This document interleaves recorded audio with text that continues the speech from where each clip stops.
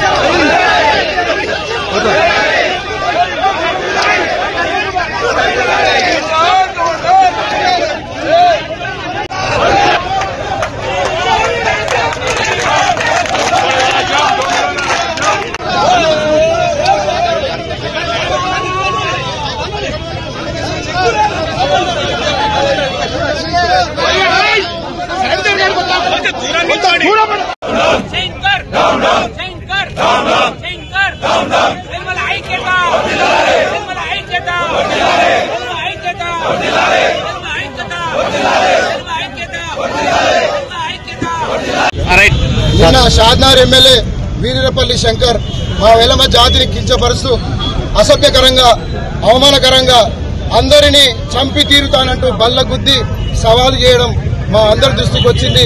మా వెలమ జాతి మొత్తం భయాందోళనలకు గురవుతుంది. మాకు ఈ ప్రభుత్వంలో కాంగ్రెస్ ప్రభుత్వంలో రేవంత్ రెడ్డి దగ్గర నుంచి ఈ ఎమ్మెల్యేల వరకు ప్రతి ఒక్కరూ మా జాతిని టార్గెట్ చేస్తూ మాట్లాడడం సమంజసం కాదు.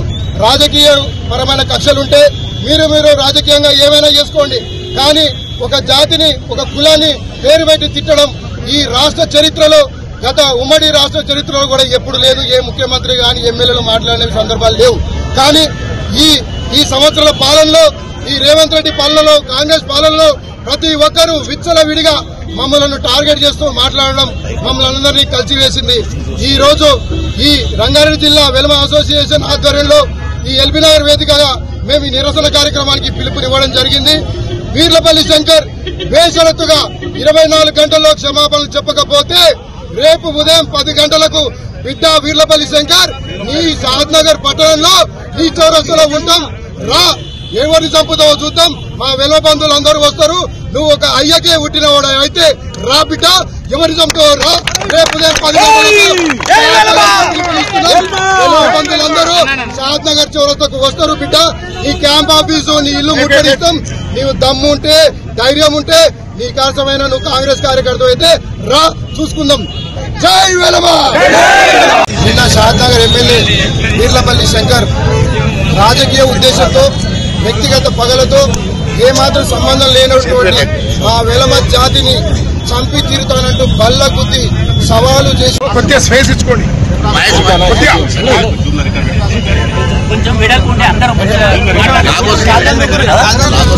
ఏం రాదన్నా బ్లాక్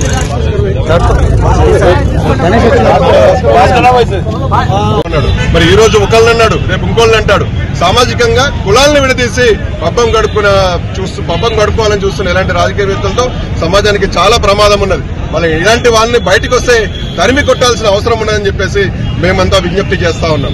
మరి శంకర్ గారిని మేము ఒకటి విజ్ఞప్తి చేస్తా ఉన్నాం, మీరు బయటకు వచ్చి అందరినీ తరిమి కొడతామని చెప్తా ఉన్నారు. మీరు ఇంతకుముందు ఏ పార్టీలో ఉన్నారు? మాకు పార్టీలకి సంబంధం లేకుండా మేమంతా కూడా గ్యాదర్ అయ్యి ఇక్కడ ధర్నా నిర్వహిస్తా ఉన్నాం.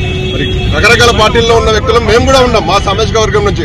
కానీ పార్టీ పరంగా కాకుండా మీరు కూడా గతంలో టీఆర్ఎస్ పార్టీ నుంచి టికెట్ ఆశించి గతంలో బీఎస్పీలో జాయిన్ అయ్యి చిత్తుగా ఓడిపోయారు. మీరు గుర్తుంచుకోవాలి.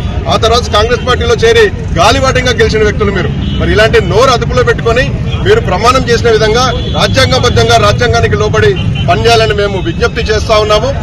ఇలాంటి పదజాలం చాలా మంది చాలా రకాలుగా ప్రత్యేకంగా కాంగ్రెస్ ప్రభుత్వం ఏర్పడిన తర్వాత ఒక సామాజిక వర్గాన్ని వెలమ సామాజిక వర్గాన్ని టార్గెట్ గా చేసుకుని రకరకాల పిచ్చికూతలకు వస్తా ఉన్నారు.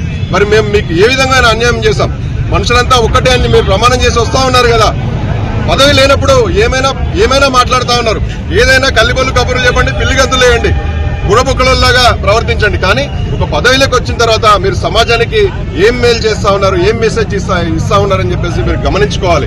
కనీసం మీ ఇంట్లో వాళ్ళైనా సరే, మీ ఇంట్లో కూడా ఆడకూతుర్లు ఉంటారు, మీ ఇంట్లో కూడా బిడ్డలు ఉంటారు. ఈ బిడ్డలకు మీరు ఏం మెసేజ్ ఇస్తా ఉన్నారు? అడ్డగోలుగా వాగి ఒక సామాజిక వర్గాన్ని గాని మనుషులు గాని విడదీసే ఈ సంస్కృతి ఎవరు నేర్పారు? సంస్కారహీనుడిగా ముద్రపడక ముందే మీరు మంచి మాటలు నేర్చుకుని 4 బుద్ధి పనులు, గౌరవమైన పనులు నేర్చుకుని ప్రజలకు సేవ చేయాల్సిందిగా మరొకసారి విజ్ఞప్తి చేస్తా ఉన్నాం. మీరు ఛాలెంజ్ చేసిన విధంగానే మేము కూడా న్యాయబద్ధంగానే మీకు ఫోన్లు చేస్తా ఉన్నాం. మీరు ఫోన్ కి రెస్పాండ్ అవ్వండి. మేము కూడా భారత జాతి పౌరులమే అని చెప్పేసి మీతో మాట్లాడదామని చెప్పేసి దయచేసి